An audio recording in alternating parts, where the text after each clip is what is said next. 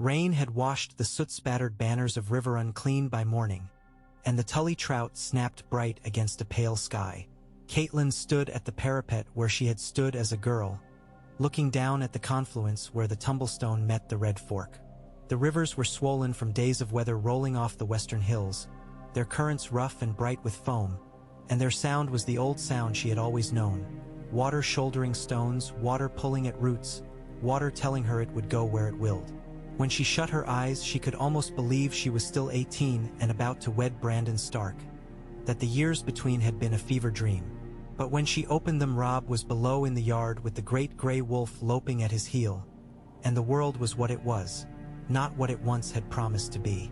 Men cheered him when he crossed the planks into the mud of the practice ground. Their voices carried up with the hammering and the smell of hot iron. He looked older than he had when she last kissed his brow through the bars of his helm, older than the boy who had ridden south with the river wind in his hair.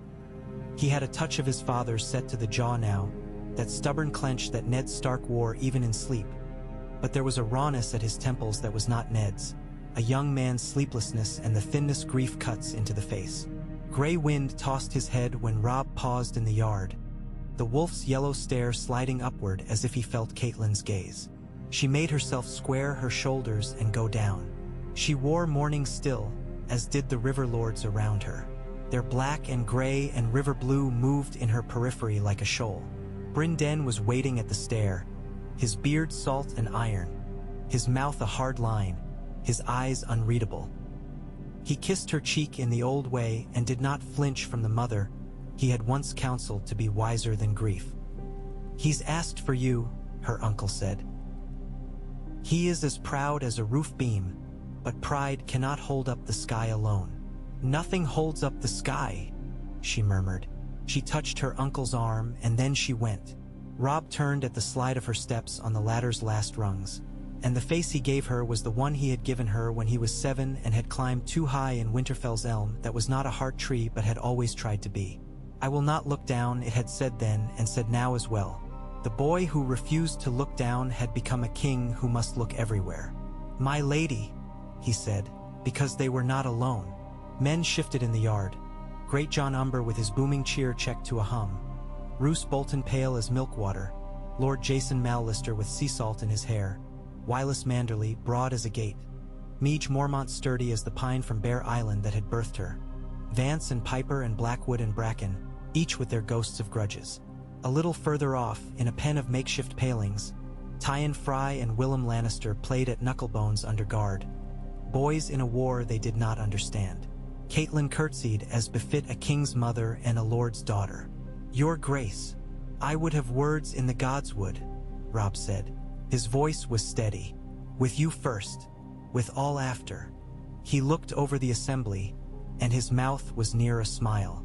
"I am told it is a poor god's wood, uncle," he called to Brandon as they walked. "For want of a proper tree, it has as much holiness as men bring to it," Brandon said, looking at Roose. "Then I will bring all I have," Robb said. They went the way Catelyn had run as a child.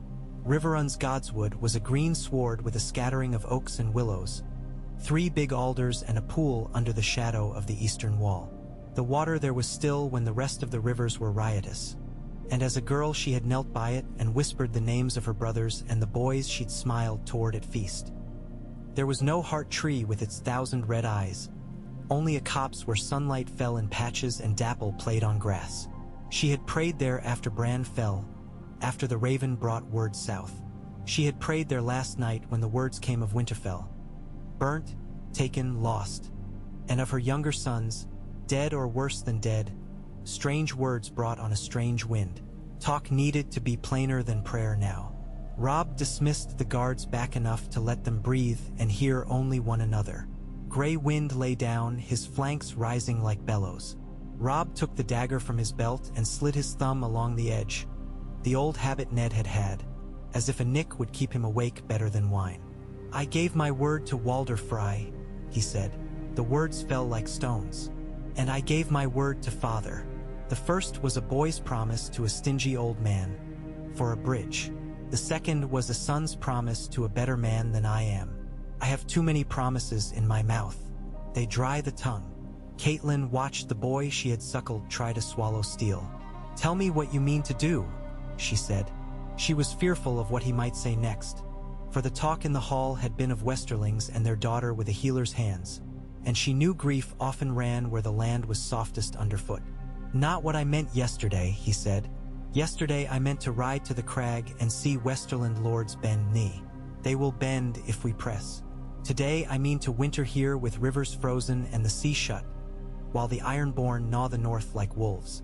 I would be a king who keeps oaths, mother. But the Frey's oath asks me to wed where I do not love, and another path beckons me where I dream I might find peace." He looked at the water. "I do not trust my dreaming." She thought of Ned's hand on her belly the winter Jon was born, and the way he had looked at the boy with love she could not mimic. "There is no peace in wedding for love in wartime," she said. "Love complicates the bread and sours the wine. You must think of the bread and wine for more than your own mouth." "I am thinking of bread," he said, almost smiling. Then he sobered. "I will not take a Frey to wife. I do not yet know whom I will take. But I will not be ruled by an old man's tally book of granddaughters. The lords call me king in the north, but I am son as well. I would have you beside me, not as counsel only. I would have men know you rule when I must ride, when I sleep. We have no queen. Let there be a queen." Only the trees and the wolf heard the breath break in her throat. She had braced herself against the Westerling tale. She had not expected this simple madness. She almost laughed and almost wept. "Queen," she said carefully. "Your queen."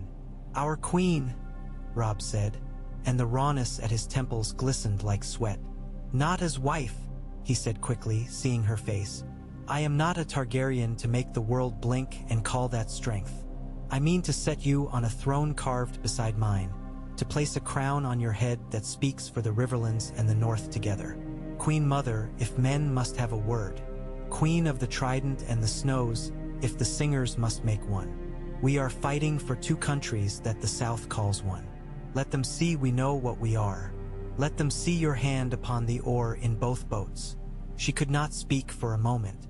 She had knelt to Aerys at court when she was young, watched her father kneel, had stood in the shadow of Robert's beer and blood crown. She had been a lady of Winterfell and mistress of a cold great hall where she had sent bread and salt from her board. Queen. It was a word made for other women with harder throats or softer souls. It would please the Blackwoods and Brackens differently, vex the Freys and please them, too. It was clever in the way that Ned had rarely been and Robb rarely was, not because they were not clever but because they did not like that kind of cleverness. "And what will the Lord say?" she asked, buying time to breathe. "What will the old gods say? What will your men say of a woman crowned, of a mother seated where a young wife might sit? You speak of not angering Frey. This will anger others. They will say that I am still their king," Robb said. "That I do not set aside their swords but give them someone to hold fast to when mine must cut south or north. They will say I honor the trident with the north, your house with mine. The old gods say nothing aloud, and the new gods say too much. We will pray in both places. Mother, I do not know if this is wisdom. I know only that grief has made me reach, and I do not wish to reach for comfort that shames me for a lifetime. I refuse to shame you." It was that last that turned the world under her feet. To be spared shame by a son when she had given him shame enough with her chain-breaking mercy. It smote her like a thrown stone. She put her hand to his cheek. "You are your father's son," she said. "And mine." She drew breath. "If we do this, we must do it wholly. No half-crowns. No silly titles the South will laugh at. If the Riverlords and Northerners are to shout for a queen, let them shout with their full lungs. I will drink their salt and sit their benches and listen to their dullest stories. I will send their letters and bind their broken children to allies they hate. I will stand before Walder Frey and bend the knee if that will draw us over his bridge on better terms. But hear me, if I am to be queen, you must be king. No council will save a man who will not decide. You must decide, and you must be hard and fair together. The one without the other will kill us both." He nodded, and for an instant she saw the boy who had asked her if the walls of Winterfell could ever truly fall. I will be hard and fair and the wolf between, he said. Will you be my queen? She closed her eyes only long enough to hear in herself the sound of a door close and another open. I will, she said. Not as wife, not as your equal in the sword or in the field, but as the mother who made you and the river that feeds your sea. She squeezed his cheek briefly. You will need a septon and a tree. We have both, he said, and for the first time in many days she saw in him the light that untired men sometimes carried. They did it before the day had turned. Bryndon's mouth flattened when he heard, then twitched upward into something like approval when he looked at her and then at the river lords, counting. Wyman Manderley blinked, then bowed so deeply his chins might have touched his breast, and when he rose he was smiling. White Harbor liked the notion of something new enough to be whispered of in inns as the Merman's queen. The great John laughed aloud and shouted that wolves had she-wolves and so should kings. Meage Mormont thumped the butt of her spear on the stone and said she would follow a mother before a maid. The brackens looked sour and the blackwoods grave, and Roose Bolton's eyes were as mild as milk. She could not read what floated under that white surface. Jason Mallister, whose face had weathered the same salt as her own father's, bowed first to son, then to mother, and said king and queen very plain. They met at the pool where sunlight broke in silver coins. Catelyn washed her hands in the chill water and thought of all the bloody things those hands had done and failed to do. Robb had called a septon and a singer, as well as an old woodsman who served as Riverrun's keeper of the godswood. She knelt once on stone and once on grass. The septon set pale oil on her brow and spoke of duty and sacrifice.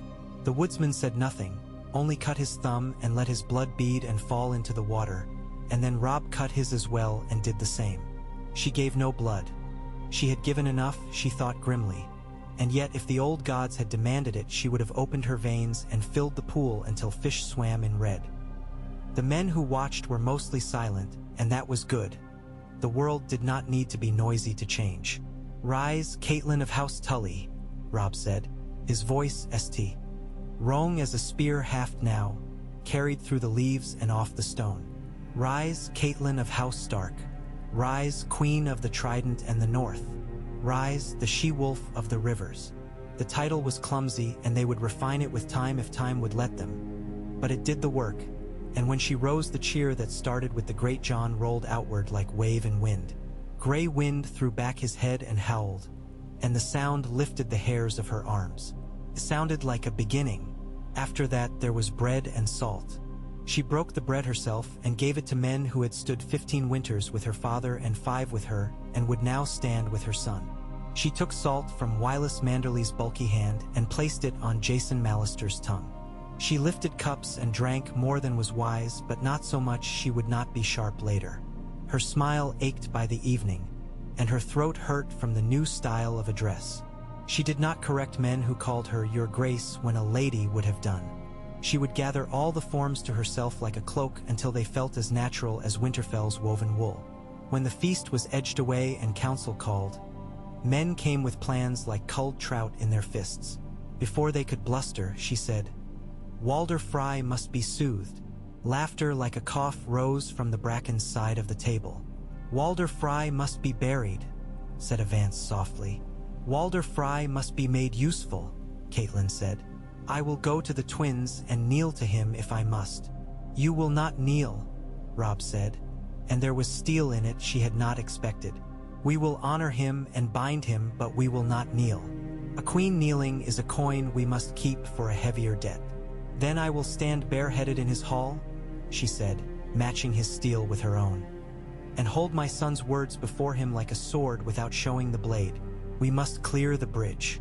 We must mend the anger I made among the Freys by freeing Jaime Lannister. This she said before them all, letting the shame smoke in the air and worth the sting. I did it for my daughters who are not here. I did it to keep faith with myself. I would do it again, and I will also clean the mess it made. He will want recompense, she added. Let him have what is due. I will give him my brother's hand. Edmure choked on air. My queen, he said, and the word was new in his mouth too. My lord, your grace. You are of age and hale, she said gently, and though her heart pinched for the boy who had been half her height and always tugging at her sleeves, it opened for the man who must stand where he was placed. You sit the Lord's chair. You will sit a husband's bed at my word and for our people. Rosalind is kind by report. If she is not, you will make her so. Rosalind, Edmure said miserably, but he was her father's son as well and kept his complaint within bounds. Very well. You buy Frey with an Edmure, Roose said, his voice so mild it was like milk poured into men's mead. What of other prices? I will offer what is ours to offer, Catelyn said. The title Warden of the Crossing, if he will bear it. A Frey boy of good character squire to my son if we find one, she added, and could not help the dryness. And hostages to live well at Riverrun until the war is done. His son and his grandsons, as he will lend them. Hostages are for enemies, Jason Mallister said. Walder Frey is an ally of convenience. Conveniences fail, she said. I would have his blood here, not there. I would have him tied with cords of bread and salt and of children. Besides, hostages are for men we distrust. We distrust him. Let us be honest. The Freys will want the wedding under their roof, said the great John. Better the twins than Seaguard or Fairmarket if we mean him to feel honored. We will eat under his roof, Catelyn said, tasting iron. But we will not leave our bones there. We will go with our own men, and we will eat his meat, and we will sing, and we will drink, and we will go. No one leaves Grey Wind outside a gate. No man gives up his sword for a song. We will go with courtesy and go with eyes open. She looked to Roose then, for he was a man whose eyes never shut. His gaze slid away. We will send word ahead, Robb said, decisive now. We will ask for proper guesting vows in writing from Frey and from each of his sons who think they run his hall. Catelyn nodded. We will bring a singer of our own, she said, and a faint smile touched even Lord Piper's mouth. The Riverlands had been sung too often into traps lately. The council turned then to other matters. The Ironborn roamed the coasts like river eels. Wylus Manderly swore on his own belly to see White Harbor guarded and to send what ships he could to the Bight. The Risswells and Dustons had folded themselves into a silence that made Catelyn's skin prickle. If worried, she did not show it. They spoke of Roose's position in the east, where he had jogged from Duskendale to Harrenhal and back again like a man making sure his leeches had been fed. Roose's eyes glimmered when they discussed castles with thin walls, men with thinner loyalties, and the great John drank and laughed and called it all child's play. Catelyn drank water and took measure. That night, when the candles were burned low and the wolf slept, she sat with her brother by the window and looked out on the moon silvering the rivers. You hate it, she said softly. I hate many things, Brynden answered. I hate that our father died with a knife in his belly. I hate that you freed Jaime Lannister with your own hands. I hate that I did not stop you, and I hate that I loved you for doing it even as I cursed you for it. I do not hate this. He gave his rare smile. We are river and snow. The boys in the yard will sing a new line to remember that. We might as well make the words worth singing. Freys first, she said. Freys first, he agreed. They rode for the twins within the week. The weather softened or a day, then hardened into a sour wind from the north that cut with small teeth. Catelyn wrapped herself in sealskin lined with wool that Meage Mormont had presented her with a grunt. Bear-made queen. Bear warm. They carried their own tents and their own food. Never again would she step into a lord's hall as if the walls could be trusted. Brynden scouted ahead with men who could read a brook like a book. They sent ravens daily and received fewer than they sent. 2 came back cut, their messages half-scorched. Roose commented on it without seeming interest. Catelyn wondered how many ravens carried things he knew. The twins rose from the green plain like 2 stubborn teeth, the river's water foaming between. The bridge was plain stone, stout and narrow, and along its length were murder holes that had seen more use in insult than in war. Old Walder's banners snapped on their poles, blue and silver with crossing towers, frayed from much use and little love. They smelled the place before they were close enough to see into the gatehouse. The river, a hint of damp wool, the sour tang of old ale, the privies too full. She had not thought herself one to mind smells. She had nursed 5 children. She minded these. Walder Frey received them in a hall whose flagstones had been worn more by the tramp of women's feet going to and from his birthing beds than by the boots of great men. He sat bent like an old scythe in his carved chair, bone-thin hands on the arms, eyes bright as coins dropped in dark water. He looked at her first, not Robb, and Catelyn set her jaw. "Very well, old wasp. Sting me where I am softest. We will see who swells." "My lord," she said to him, all courtesy. "Your grace," she added to Robb, allowing Walder to hear the forms fall where they must. "Lord of the Crossing." Walder said, his mouth twisted. "So you are a queen now, girl?" "I am," she said, as if he had asked her if the rain were wet. "And a mother still." "You were a mother when you came last and let my only good hostage slip through that fat-fingered woman's hands," Walder said, and a rustle of malice went through his hall as if rats were running in the walls. "You were a mother when you came last and my good, clean bridge had to make room for your boy's army to trample. Now you want my bridge to give you crowns." "The bridge has always given crowns," Catelyn said. "By letting kings go over to win them." She did not flinch. "It let Robert pass once, and Ares before him, and in old days it let the Iron Men spill out to drown you. Your bridge is not my bridge. It belongs to the river and to men's feet." She smiled with her mouth and not her eyes. "But I am courteous, and courtesy is your due. My brother will wed your daughter, and I will keep her safe in Riverrun and hold her dear as my own sister. We will name one of their sons your heir when he is born. We will make your lordship warden of the crossing, by right and not by usurpation." She inclined her head. "And while my son rides, I will sit where chairs must be sat in his place. Queen in the north and queen of the trident," she said blandly, "and a woman who will never forget a kindness or a slight." There was a sucking sound from Walder's throat that might have been a laugh. "And will you kneel for it?" he croaked. "I have had many girls kneel to me." "You will bow to my king," she said, "and I will stand bareheaded in your hall and call you lord and mean it.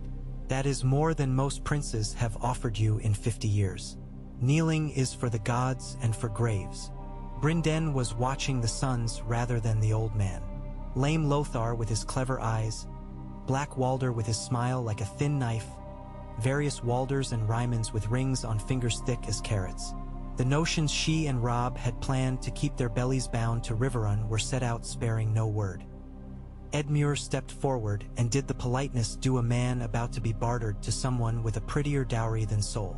Rosalind came out from behind a screen when called for, a slip of a girl with quick, frightened eyes, and Catelyn felt her heart turn over and right itself.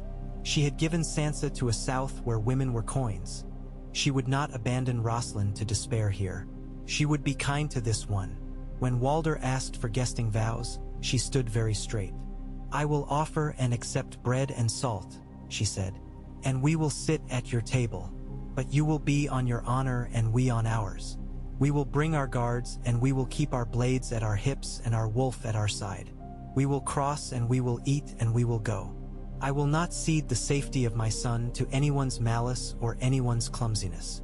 Your wolf pees on my floors and I am to smile and say what a pretty wolf." Walder spat. "I think not." "Then we eat in our tents," she said sweetly, "and the songs will speak of your churlishness for as long as Freys have ears to mind them." A long look passed between the old man and his cunning son with the limp. Their whispers were little twists of smoke. Roose Bolton stood like winter cancelled in stone and said nothing. In the end Walder said, "We will write it," and Catelyn breathed out. Black Walder's eyes promised that ink would not necessarily become blood, but writing was something you could hold a man to, even a Frey. The wedding feast was smaller than the twins had huffed for other feasts, and noisier. Brynden's picked men stood under the rafters with their backs to the wall rather than their chins on the floor staring at girls. Catelyn's tent city outside the walls hummed and clanged like a little separate town. Grey wind stalked through the hall and curled under the queen's chair. Roose came late as if to be noticed for not caring if he was noticed, and sat lightly and ate little and watched much.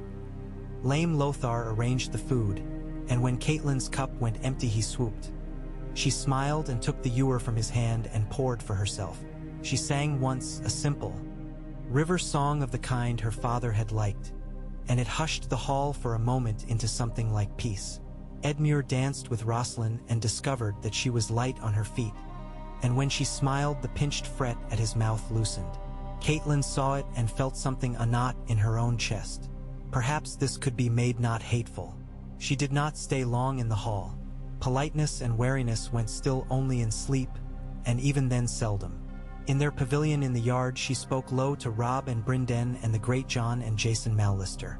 She demanded that 500 men remain saddled with waterskins filled and hoofs picked clean. She required that one-handed watch be kept at all times by men who had not drunk and could not be easily charmed.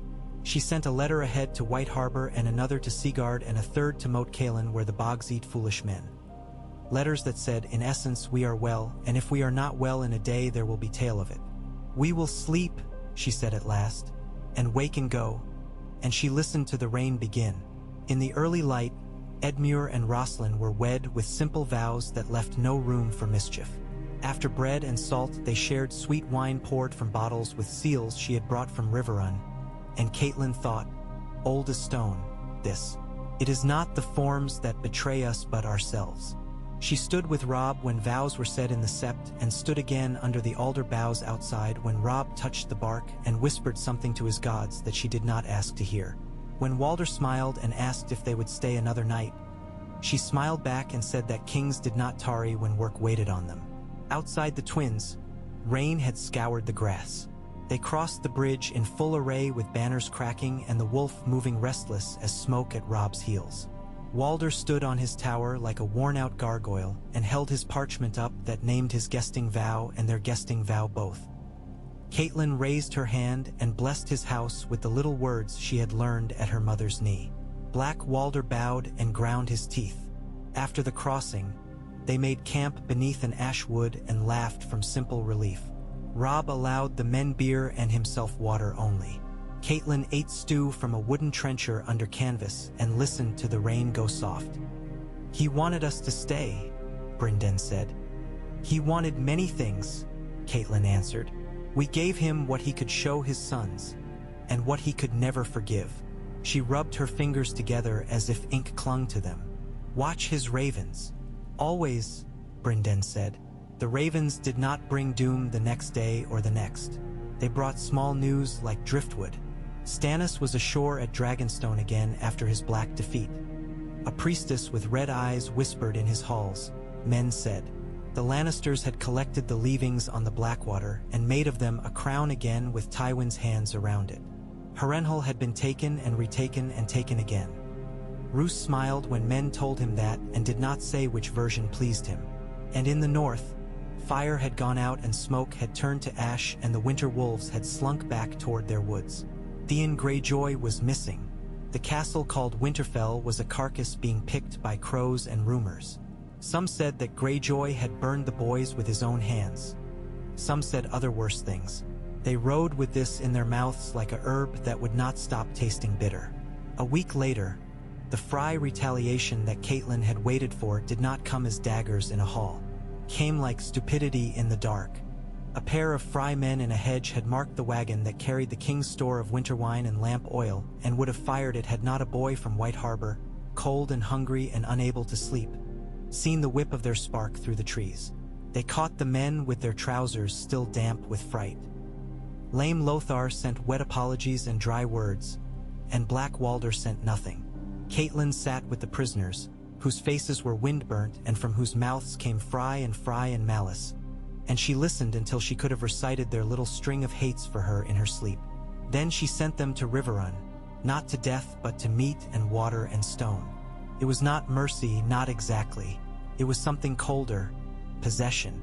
Better mine than his, she thought, of their lives and their words and their rotten little secrets. The next wound came from within. It was still dawn when the cry went up that men had killed boys, and it was mid-morning before the truth lay in Catelyn's hands like a thing that could not be put down. Rickard Karstark's men had slipped their guards and gone to the hut where Willem Lannister and Tyon Frey lay sleeping under brown blankets. They had cut their throats where they lay, and the blood had soaked straw and stained their hair. The boys were 13 and 14. Their eyes had gone open and stayed that way. Catelyn sat with them and stroked one's hair back from his brow and told him he had been silly at Knucklebones the day before and she would have beaten him. Her hands, which had washed Robb when he was a baby, closed the eyes of a Lannister and a Frey, and she thought, I am a queen in queen's close eyes. The smell of blood was warm milk and old iron. Robb stood with his sword across his forearm. This is murder, he said. No one argued. Karstark himself did not when he was brought in and stood like a tree whose roots had grown wrong so it leaned out of the soil. He had the wildness of a man whose grief had eaten and eaten until it started to eat the plate and the table and the floorboards under them.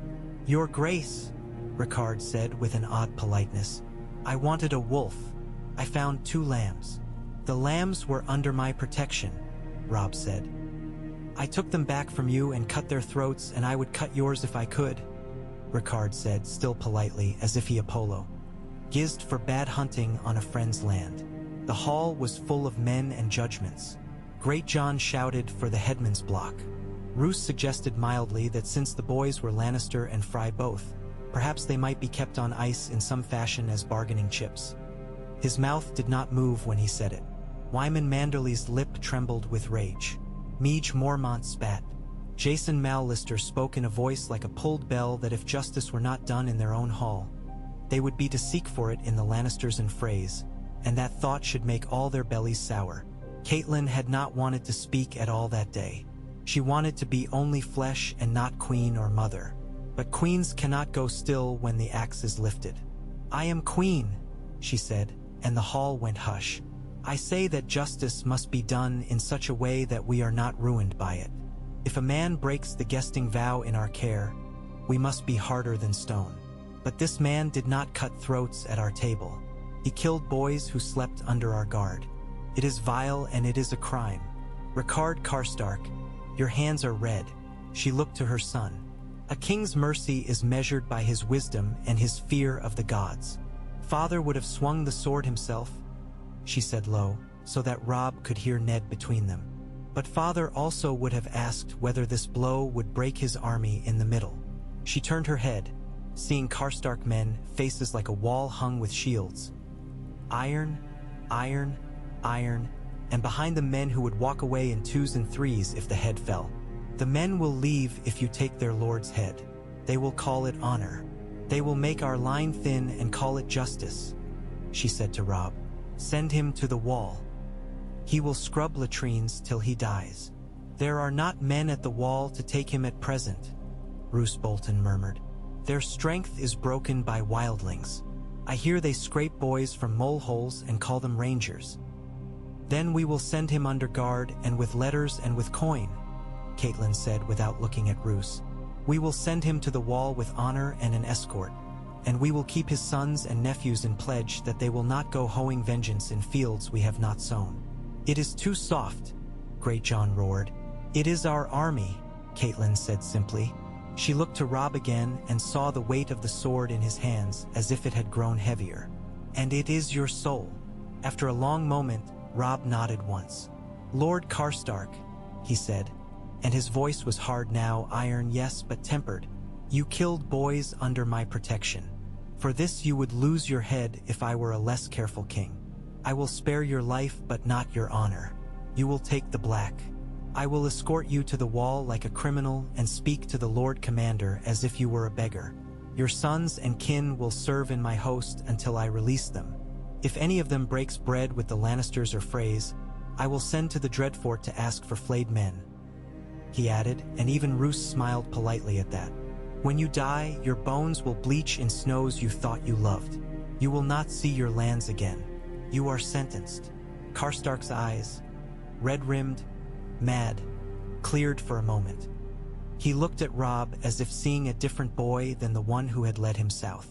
Then he spat on the floor and laughed, and then he bowed as if to a rock, and men led him away. The army held together. Some Karstark men slid off in twilights and never came back. Their absence made holes, and Catelyn felt the winter wind blow through.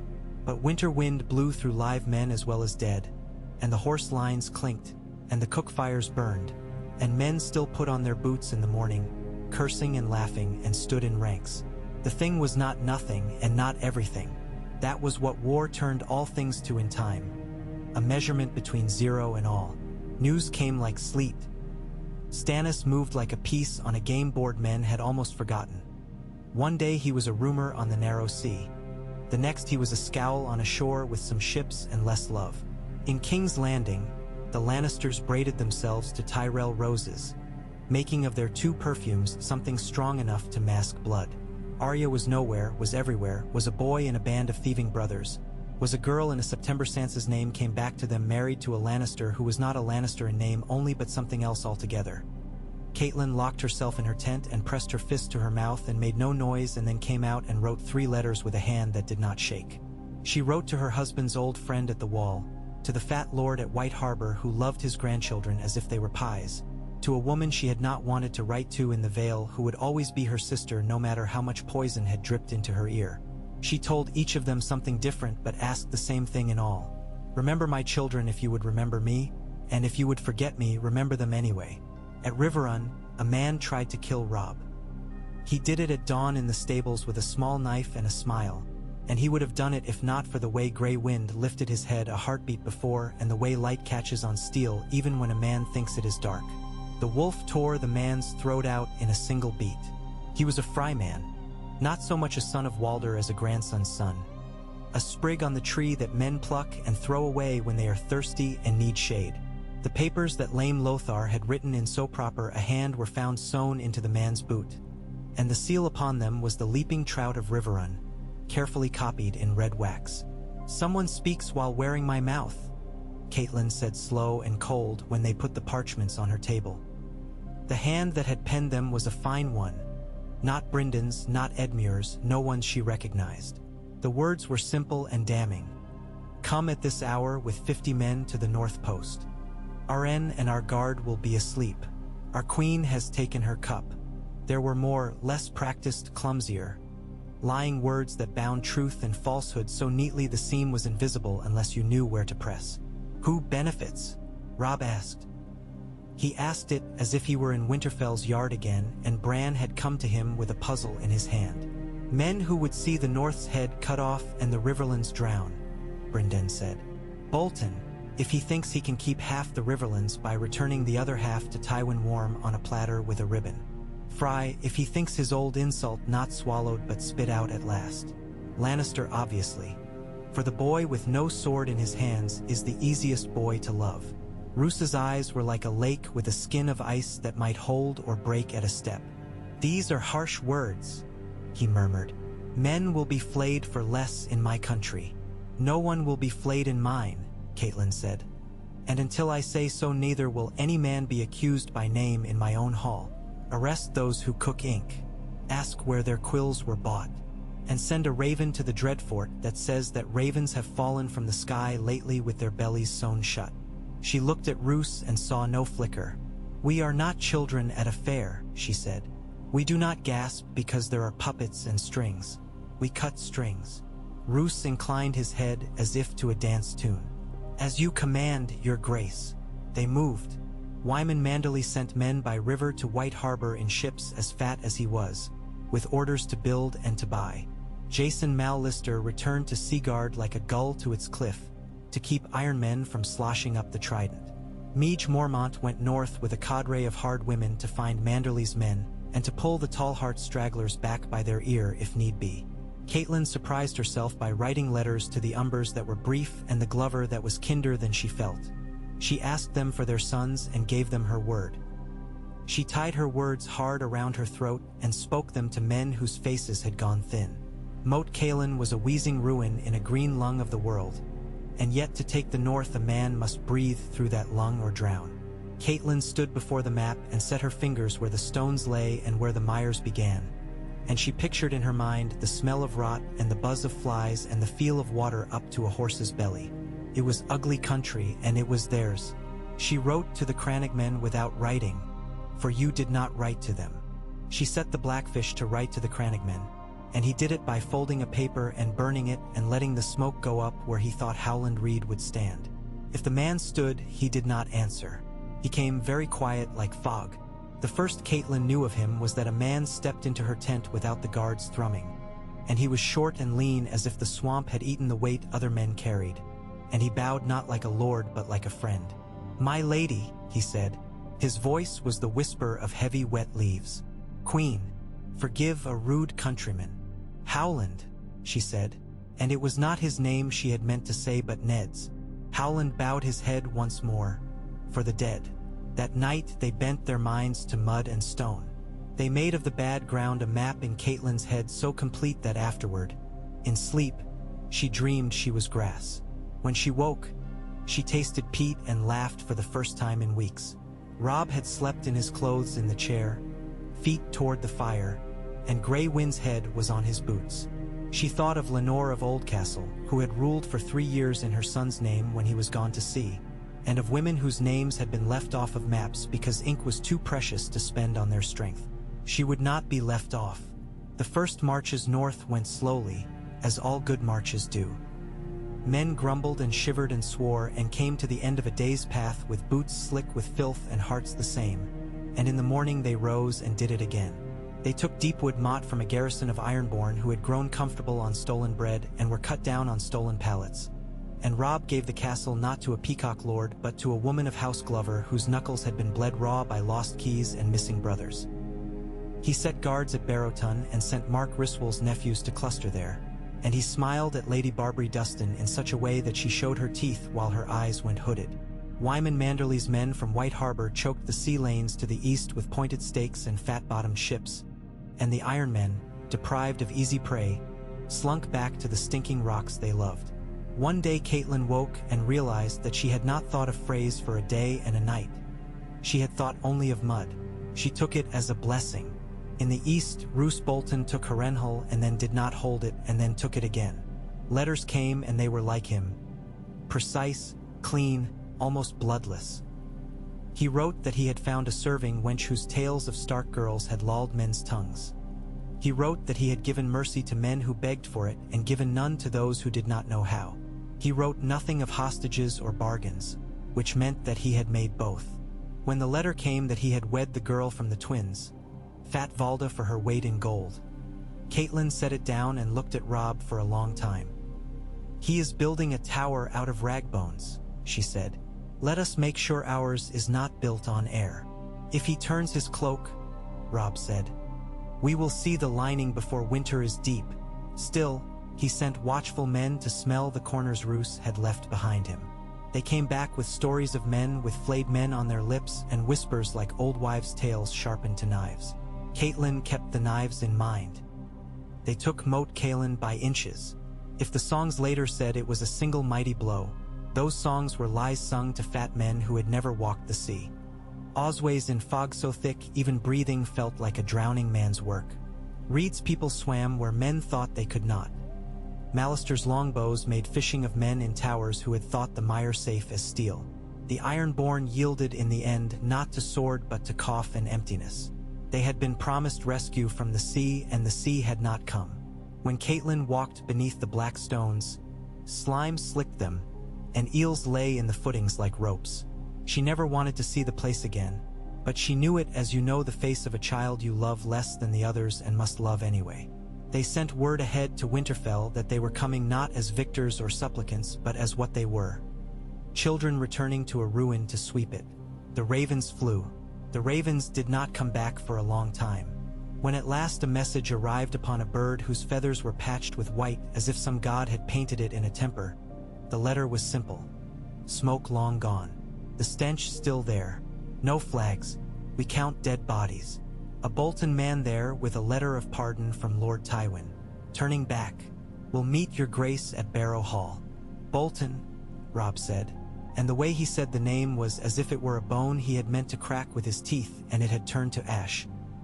He adds insult to nothing. He adds a claim to the wardenship, Catelyn said, and the way her teeth met hurt. He will say that he kept the good north and you did not. He will say that you played at rivers while he swallowed snow like a man. He will say many things, Robb answered. We will say too. We will say no and no again. They met at Barrow Hall as if the old kings under the mounds had called them to trial. Roose Bolton came in grey with a scroll in his hand and the girl at his side, round cheeks pink against her white skin, wearing Frey blue on her sleeve. He bowed very low to Robb and not at all to Catelyn, and then he bowed to Catelyn as if he had remembered there were eyes watching. The letter from Tywin, so thick with wax it might have been a candle, said in handsome Lannister script that Lord Roose Bolton had bent the knee for his house and been forgiven, and that in token of this he would bear the warden's mantle until such time as etc. and etc. Robb read it with his mouth still and his eyes slow. Then he tore it in half and handed the halves to Grey Wind, who took them in his mouth and let the pieces drop to the floor wet with wolf saliva. "Tell Lord Tywin," Robb said very clearly, "that the Warden of the North is a Stark's duty and a Stark's right. Tell him that when he wishes to appoint wardens, he may make one in his own house and no other. Tell him that until he can set his feet upon the barrow where the first men lay and hear their bones call him father, I do not care what he writes with his lion's quill in his lion's hall." Roose's eyes did not blink. "Then we are at cross purposes," he said. "We are at war," Catelyn said softly. "You married a Frey," she said, and let the word hang long enough for men to hear the other phrase unspoken. "And still we did not kill you for it. Tell me how this fell out, my lord." She listened with a polite face to his story of love for a heavy purse and a heavier bride and of a fat old man who had never had any friend but coin. She smiled at the right moments and said the right, where politeness demanded. But she did not offer him salt.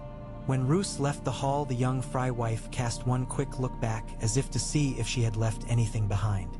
Catelyn saw it and did not know whether to feel pity for the child or anger for the trouble she would bring simply by breathing. They turned then for Winterfell at last. The air was thin and harsh and tasted of iron and smoke as if ghosts of kitchens still baked bread in a ruined oven. The snow had come properly for the first time that year, not for long, a skiff that melted by noon, but enough to lay white along the road and catch the wolves' steps. They rode and did not speak much until they came in sight of Winterfell's broken towers. Catelyn felt the muscles of her thighs seize as if they had become stone. She made her legs move anyway.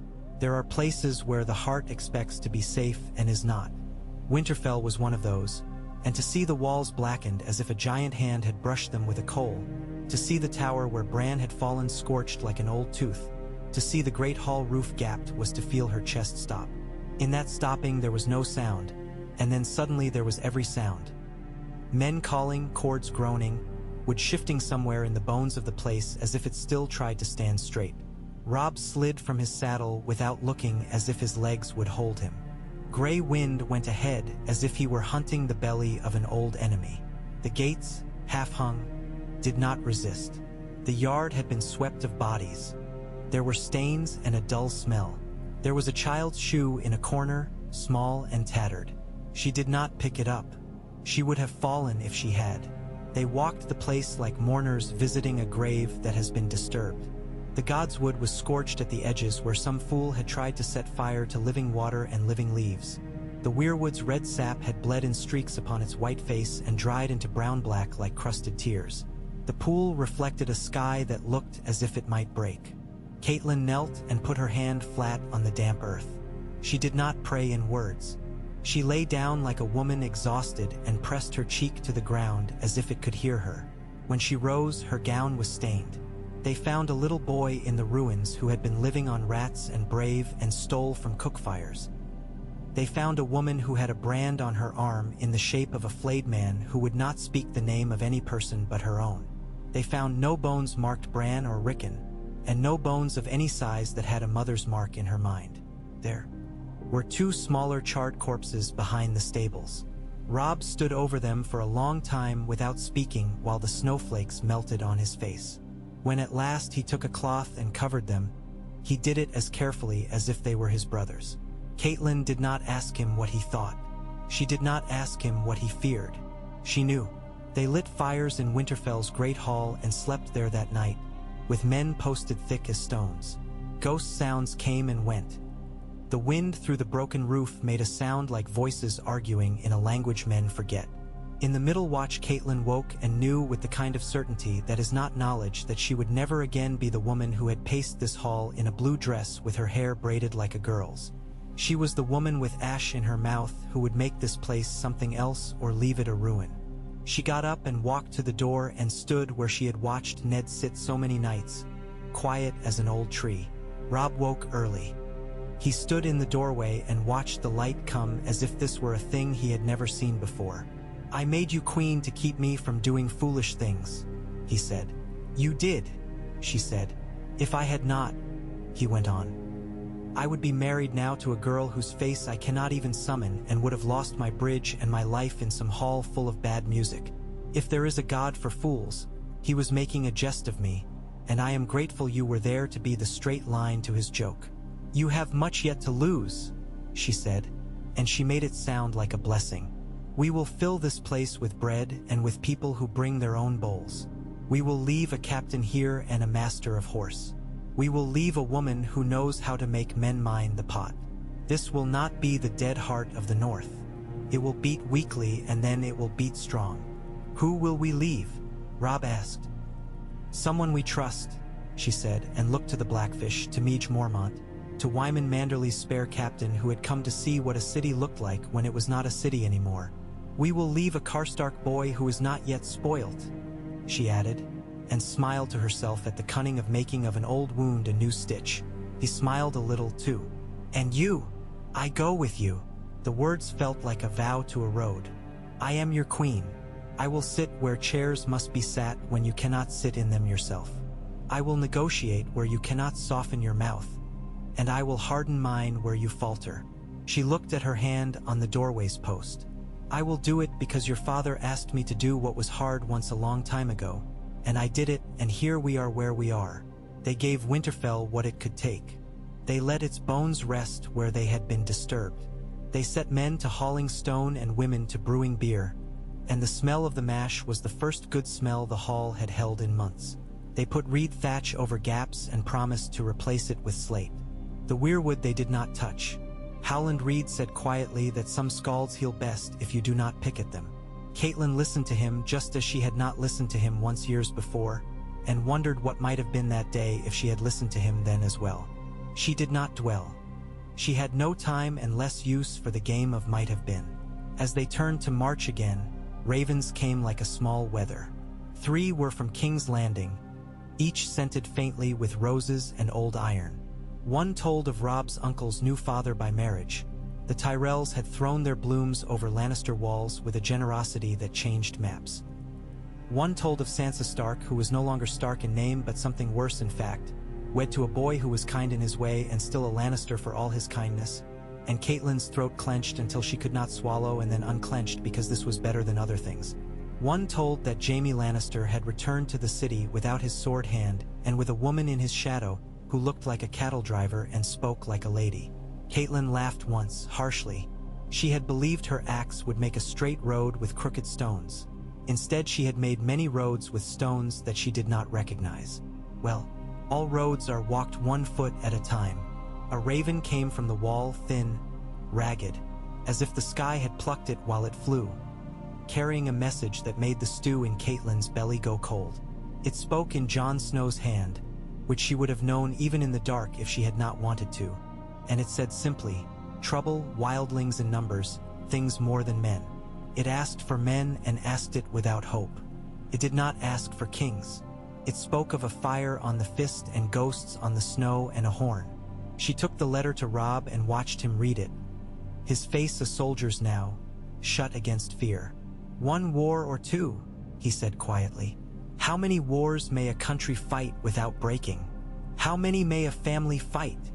She said in a tone that made him look at her. She smoothed the letter as if smoothing a child's hair. "Send men. 100, 200. Send Manderly's boats with salted fish and good rope. Send Meege. Send a man with a hard mouth and a soft heart," she added. And when she said the last, she thought of her husband again. Robb nodded. "I will send what I can," he said. "And I will write my brother," he added, and Catelyn did not correct him for the word. She had hurt him enough in that way in the past. In the South, Tywin Lannister arranged the world as if pieces had been born for his fingers alone. In the east, dragons grew teeth to match their shadows. In the Riverlands, the Brotherhood without banners hanged men who deserved it and men who did not, and called it all justice. In the north, a queen walked beside a king, and they made of war a kind of marriage.